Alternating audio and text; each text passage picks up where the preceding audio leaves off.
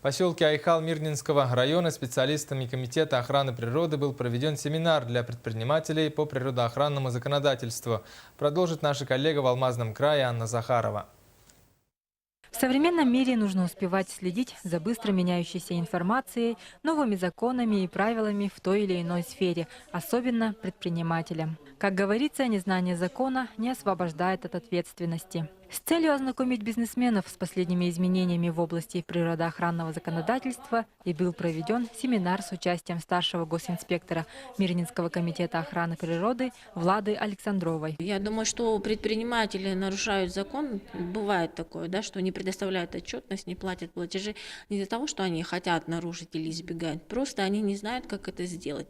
И вот такая вот разъяснительная работа, она необходима, она нужна. Хотелось бы обратиться к предпринимателям поселка Айхал с таким, как сказать, обращением, что мы всегда рады с вами сотрудничать, мы можем ответить на все ваши интересующие вопросы, разъяснить изменения законодательства. Вы можете обратиться в Мирнинский комитет охраны природы по телефону 35958 или 36930. Влада Александрова прибыла на Айхало-Удачнинскую площадку в качестве эксперта для участия в прокурорской проверке по предоставлению субъектами малого и среднего предпринимательства отчетности по обращению с отходами. Во время своего визита в Айхал старший госинспектор Мирнинского комитета охраны природы также приняла участие в совещании при главе поселка Владимире Шайкине с эксплуатирующими организациями. Во время совещания присутствующие обсудили вопрос определения эксплуатирующей организации и проблему объекта размещения отходов.